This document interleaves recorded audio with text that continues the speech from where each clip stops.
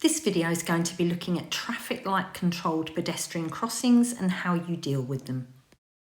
Different types of crossing. We have a pelican, a puffin, a toucan and a pegasus, and they have different light sequences. Same as a zebra crossing. On the approach and after there are zigzag lines. They tell you no parking within that area and no overtaking moving motor vehicles on the approach to the crossing. To mark out the actual crossing, you can see by this picture where they have the studs on the left and right hand side. And with all traffic lights, there will be a stop line telling the traffic where to wait.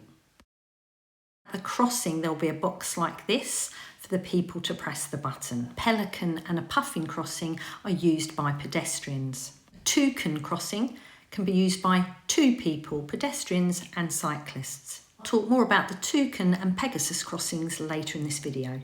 If you're a pedestrian, a cyclist or a horse rider wanting to use this crossing, you would press the button and wait for the traffic to stop. Let's have a look at that with an animated video.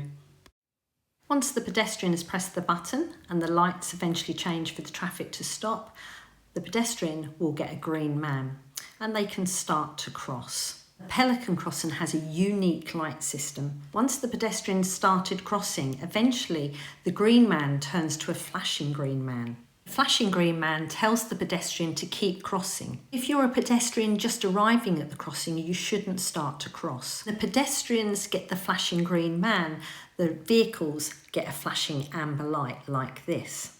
This tells the drivers that if the crossing is totally clear, you can proceed. There's an island in the middle, you must make sure they're all the way off. You can see from this last video that the actual driver didn't know the rules because they were sat waiting at a flashing amber light when nobody was on the crossing. Basically, just remember, if it's a flashing amber light and the crossing's clear, you can go. Now, this is just a temporary pedestrian crossing, but they're set up with the normal traffic light sequence, red, red and amber, green, and that's used at all puffin crossings.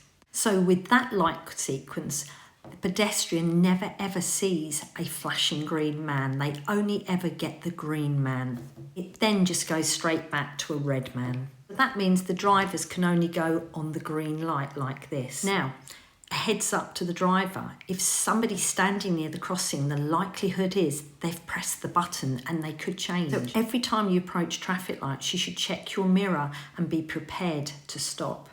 Sometimes people may not even be at the crossing, but the lights change, and it may be that somebody was there, pressed the button, but then automatically has crossed. Now, a lot of pedestrian crossings are just after roundabouts. So it's always important that you're always looking around to where you're about to leave your roundabout to see if there's a crossing there. Some people say, why put them just after a roundabout? Isn't that dangerous? But that's most probably where the traffic is at its slowest. Over the years, I've seen a lot of zebra crossings change to the traffic light controlled ones after the roundabouts. I guess that's most probably because people are more likely to see the red traffic light than the pedestrian. So toucan crossings is a place where two can cross. That's for cyclists and pedestrians. And then we have pegasus crossings used by horse riders. Now, don't worry too much about who's going to be used in the crossing. Just obey the lights. If you get a flashing amber and the crossing's clear, totally, you can go. And other than that, you wait for a green light, like all traffic light systems. Always be careful though for people that maybe start to cross when they're not supposed to, so always check the crossing's clear, because nobody wants to run over a pedestrian. Hope you found this video helpful. If you did, like and subscribe for more driving videos.